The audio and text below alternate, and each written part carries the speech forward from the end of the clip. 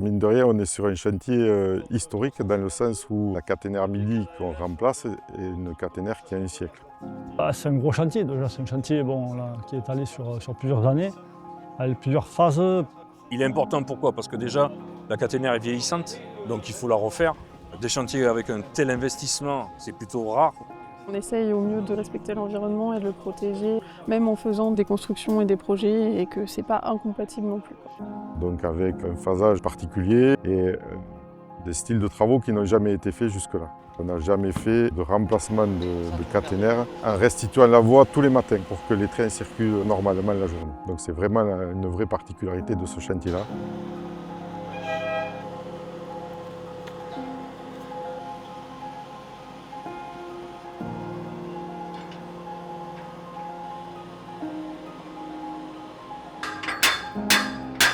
On est réellement là pour suivre un certain niveau de qualité. À la SNCF, on est très exigeant, très rigoureux. Pourquoi? Parce qu'on travaille pour 100 ans. J'insiste là-dessus, on ne travaille pas pour du décennal, on travaille pour 100 ans. Il y a beaucoup de personnes, déjà il y a plusieurs entreprises, il y a beaucoup de personnel sur le chantier toutes les nuits, beaucoup d'engins aussi. On a 14, 15 rail-route, nacelles toutes les nuits. C'est quand même assez rare de voir autant d'engins rail-route.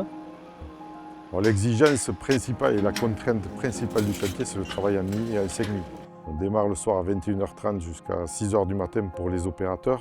Pour l'encadrement, il y a une alternance jour-nuit qui est quand même très contraignante. La longueur du chantier, parce que c'est quand même un linéaire assez important, donc il faut vraiment faire attention partout, tout le temps, parce qu'il y a souvent des problématiques différentes en fonction du secteur en fait, que ce soit les amphibiens, on le verra plus loin, il y aura des problématiques sur les oiseaux, donc c'est vraiment ça qu'il faut toujours bien gérer, bien regarder tout le temps.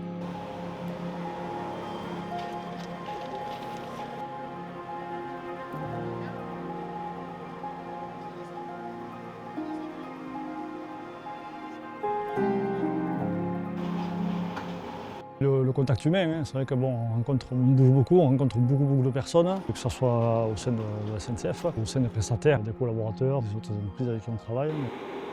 J'adore travailler en équipe, j'aime bien l'esprit de travaux. C'est pas le train-train quotidien qu'on peut rencontrer en maintenance. Sa vie et l'esprit d'équipe, créer une ambiance sur le chantier, partage des bons moments mais des mauvais moments et c'est ça qui crée une osmose.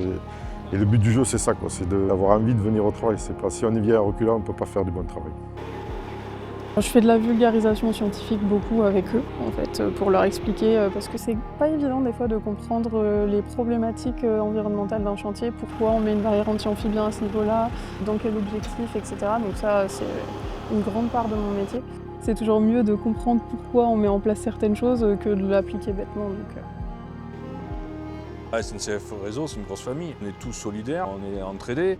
En plus, on a une certaine vie au travail qui est un peu compliquée. On est loin de nos familles, on est en déplacement, on rentre un week-end chez nous, voire un week-end sur deux. Dès qu'on a un petit souci, on communique entre nous, que ce soit sur le chantier, que ce soit hors chantier, et même voire au niveau national. Ce que j'aime le plus, c'est le contact avec les gens. Des entreprises différentes tous les ans, des gens différents. C'est le plus beau métier de la SNCF pour moi.